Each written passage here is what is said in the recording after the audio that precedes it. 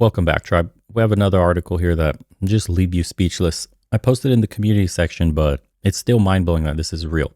Now health professionals,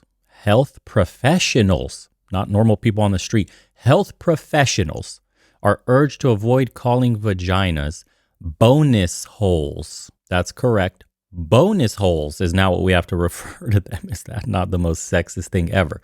To avoid offending trans or non-binary patients. And we have to go through such extreme lengths to avoid offending a small portion of the population that we have to degrade. This is one of the most degrading things you can call a woman, a bonus hole. To not offend the sensibilities of a very sensitive group. Women have condemned a charity after it suggested the V could be instead referred to as bonus hole to avoid upsetting trans men. Female rights campaigners today rounded on the alternative glossary, branding it misogynistic and utterly dehumanizing.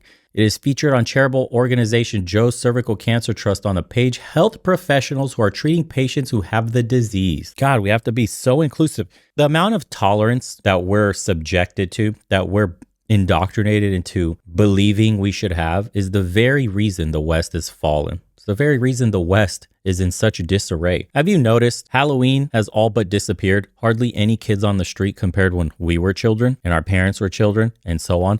Do you see Christmas and Christmas lights on houses today being celebrated? No. Why? Because Christianity, full of misogynism. It's full of hate for the rainbow community. It's this and that. It's evil. It's now worshiping somebody clad in red and like twerking on the devil and doing all kinds of depraved acts around little kids. Isn't that crazy? But the bonus hole term, which the cause says was developed with expert organizations who work with the LGBT community, was widely condemned. The page also features a suggestion that the vagina might also be referred to as a front hole. Only in the West will you see such depravity. Seriously, go to Asia, go to South America, go to Africa, go anywhere else, any country that's not tied to America and its hegemony/influence, and you'll see that this is not a problem. It goes on to say, Conservatives for Women founder Caroline Fisk told Mail Online, the gender movement seems to actively want to encourage body disassociation and hatred. In other words, actively create more confused young people alienated from their own physicality and their own sex. It's not just this, man. We don't celebrate anything. Like I said earlier, the holiday spirit in America is hardly existent anymore. Do you know what I really see Americans celebrating these days? Black Friday.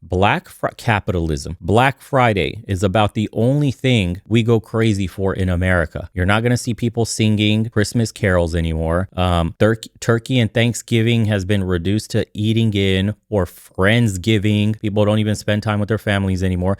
This is all symptoms of social degradation. The social fabric of society is getting destroyed before our very eyes. How could it not when people are questioning their own gender? How do you have time to have deeper thoughts about life, about children, about family, about God, about anything else on a deeper level when you're stuck on the surface questioning something like what you identify with, which is always, unfortunately, influenced by the social media you consume? There are articles coming out today about people regretting doing certain things to their body because they were influenced on some stupid TikTok reel, that poisonous algorithm that's destroying our youth that China doesn't use, but we use it. That very same algorithm is responsible for brainwashing so many young people into ideologies they never would have been exposed to had it not been for that digitized weapon. It's really what it is, man. It's a digital weapon. What better way to destroy America than from within? I mean, all our enemies know that. The world knows that. Hell, we even know that. There's not a country on earth, not one, that can threaten America. We got two separate oceans on each side. Our partner in the north is a great ally. It's almost impossible to land in America. There's no standing army in the world that could successfully land in America and take territory by foot. There's not one. We have been blessed geographically. The only way to destroy this nation and all its ideas is from within. It's corrupt leadership, it's money and politics, it's ideologies, just like this Marxist-based, everything rooted by, quote, greed, the power of the dollar, profit over people.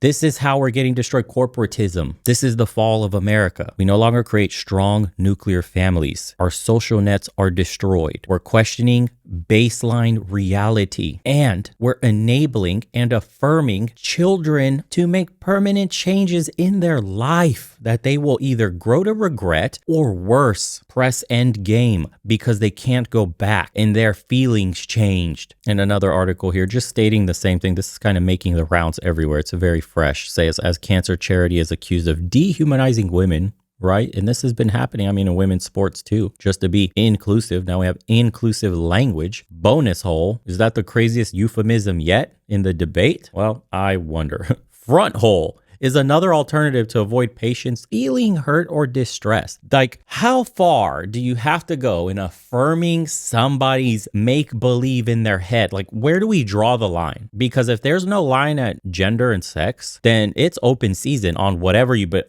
who says I can't be a flying spaghetti monster, an attack helicopter, call me an Apache, call me whatever you want, whatever I want you to call me. And you have to affirm this. And not only do you have to affirm this, this isn't like a social contract where we're being cordial with one another. I could get in trouble for not affirming you. My kids could be taken away. I could get fined. I could lose my job. We know what kind of situation we're in right now with speaking your mind on social media. The school system alone is the craziest. The fact that you could send your kids to school, they can be taught a certain ideology by certain teachers, and then they can come home and say, Daddy, Mommy, my new name is this. And then you refuse as a parent, and then they take your kid away because it's considered abuse. And then worse yet, they may drill more ideology into their head where they want to get a surgery done that there's no coming back from. This is a permanent change, or they go put on hormones at that young age, which has permanent effects, and their brain hasn't even finished developing. We don't allow people to drink until they're 18, 21 in America. You can't smoke until you're at least 18, can't go to war until you're 18.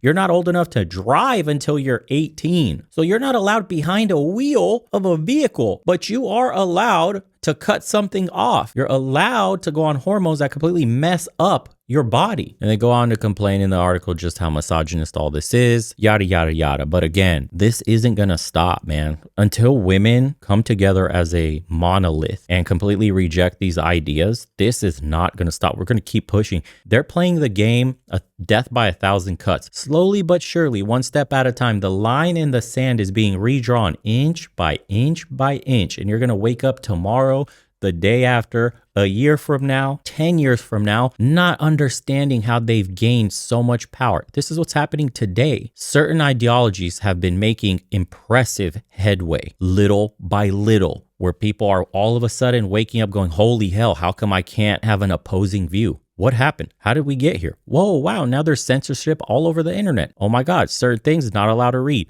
Blocked on Google, blocked on YouTube. Certainly an interesting conversation that I don't see where it ends. We are in a phase where it's conservative women now starting to stick up for and calling this out, because we know as men, you're not allowed to have a conversation about any of these topics, especially being a straight man, straight white man. Then soon it'll be straight black man, straight Hispanic man, any man that's straight, period. They've already divided us into that. At first it was white men are evil, and now it's just cis. So all straight people are now put in a category, period. It's a matter of time. We've been divided into so many little boxes in their eyes to make it easier to eliminate and disregard any of our opinions on the topic. They don't come to the table. You're automatically a misogynist. You're an extremist, far righter.